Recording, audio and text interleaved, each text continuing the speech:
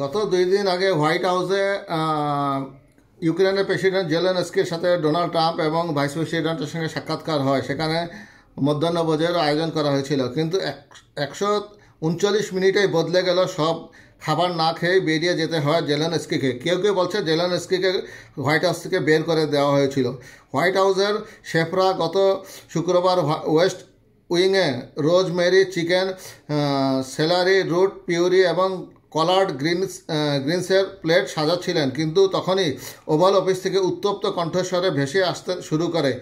ভিতরে এক অভূতপূর্ব দৃশ্য ফুটে উঠল। যুক্তরাষ্ট্রের প্রেসিডেন্ট ডোনাল্ড ট্রাম্প ও ভাইস প্রেসিডেন্ট জেডি ভ্যান্স তাদের অতিথি ইউক্রেনের প্রেসিডেন্ট ভ্লাদিমির জেলেনস্কিকে প্রকাশ্যে ভর্ৎসনা করছিলেন। একটি গুরুত্বপূর্ণ বৈশ্বিক সম্পর্কের অভূতপূর্ব সংকট যেন এক মুহূর্তে বিস্ফোরিত হলো।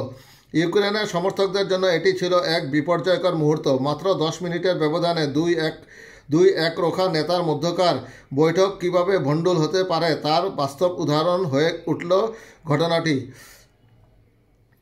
তবে এমন পরিস্থিতিতে একেবারেই অপ্রত্যাশিত ছিল না। আলোচনার লক্ষ্য ছিল বিরল খনিজ সম্পদের উপর একটি নতুন চুক্তি স্বাক্ষর করা, কিন্তু আলোচনার অগ্রগতির সঙ্গে সঙ্গে অনেকেই ভাবছিলেন এই উত্তপ্ত সম্পর্ক অবশেষে সফলতায় নাকি আরও গভীর সংকটে গড়াবে।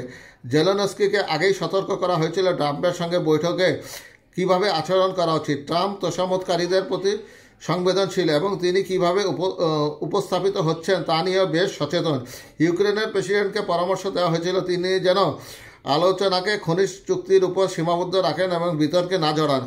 রিপাবলিকান সিনেটর লিন্ডসে গ্রাহাম বলেন, আমি সকালে তাকে বলেছিলাম টোপ কেটো না, মিডিয়া বা অন্য কেউ যেন তোমাকে প্রেসিডেন্ট ট্রাম্পের সঙ্গে তর্কে জড়াতে বাধ্য করতে না পারে। তিনি আজ সম্পর্কে নতুন দিগন্ত উন্মোচন করতে চান। এই সপ্তাহে অন্যান্য ইউরোপীয় নেতারাও হোয়াইট হাউসে আসার আগে জেলেনস্কিকে দিক নির্দেশনা দিয়েছিলেন। তাদের মধ্যে ছিলেন ফ্রান্সের প্রেসিডেন্ট ইমানুয়েল ম্যাক্রো। অন্যদিকে কিছু মার্কিন কর্মকর্তা চেয়েছিলেন জেলেনস্কি যেন এই সফর থেকে বিরত থাকেন। তাদের মতে ওয়াশিংটনে বর্তমানে ইউক্রেন যুক্তরাষ্ট্র সম্পর্ক এমনিতেই নাজুক, আরেকটি ভুল পদক্ষেপ পরিস্থিতিকে আরও জটিল করে তুলতে পারে। তবুও শুক্রবার যখন জেলেনস্কি হোয়াইট হাউসের প্রবেশদ্বার পেরোলেন তখন খুব কম লোকই কল্পনা করতে পেরেছিল পরবর্তী 139 মিনিট কতটা উত্তেজনাপূর্ণ হয়ে উঠবে। যদিও কিছু মানুষ শুরু থেকেই সমস্যার ইঙ্গিত পেয়েছিলেন। জেলেনস্কির কালো এসইভি থেকে নামার সময় ট্রাম্পের সঙ্গে সম্ভাব্য উত্তেজনাকে এড়িয়ে চলার চেষ্টা করছিলেন, কিন্তু কিছু মার্কিন কর্মকর্তা দূর থেকে একটি সমস্যা শনাক্ত করলেন। তা হলো জেলেনস্কির পোশাক। তার সেই চিরাচরিত পোশাক, ম্লান সবুজ সামরিক শার্ট ও প্যান্ট পরে এসেছিলেন তিনি। ট্রাম্প বিদ্রুপের সুরে বললেন, ও তোমরা সবাই বেশ সেজেগুজে এসেছো। ওভাল অফিসের বৈঠক উত্তপ্ত বিতর্কে রূপ নেওয়ার আগে একটি ডানপন্থী গণমাধ্যমের এক প্রতিবেদক জেলেনস্কিকে প্রশ্ন করেন, আপনি কেন যুক্তরাষ্ট্রের সর্বোচ্চ অফিসের স্যুট পরেননি? জেলেনস্কি ইংরেজিতে জবাব দেন, এই যুদ্ধ শেষ হওয়ার পর আমি পোশাক পরব। হ্যাঁ, হয়তো তোমার মতো কিছু, হয়তো আরও ভালো কিছু, আমি জানি না, দেখা যাবে, হয়তো কিছু সস্তা। ধন্যবাদ। গত মাসে হোয়াইট হাউসে আসা অন্যান্য বিদেশি নেতাদের অভিজ্ঞতা থেকে শিক্ষা নিয়ে জেলেনস্কি খালি হাতে আসেননি।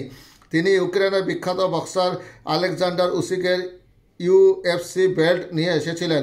সোনালি রঙের এই বেল্ট, যা আলোচনার সময় পাশের টেবিলে রাখা হয়েছিল, আলোয় ঝলঝল করছিল। তবে এটি বৈঠকের আলোচনায় তেমন গুরুত্ব পায়নি। বৈঠকের প্রথম 40 মিনিটে ট্রাম্প বাহ্যিকভাবে কোনো বিরূপ মনোভাব দেখাননি। তারা মূলত সেই খনিজ চুক্তি নিয়ে আলোচনা করছিলেন, যা পরবর্তী সময় স্বাক্ষরিত হওয়ার কথা ছিল। এমনকি ইস্ট রুমে একটি দীর্ঘ কাঠের টেবিল চুক্তি স্বাক্ষরের জন্য প্রস্তুত করা হয়েছিল, কিন্তু সেই চুক্তির আর বাস্তবে রূপ নেয়নি।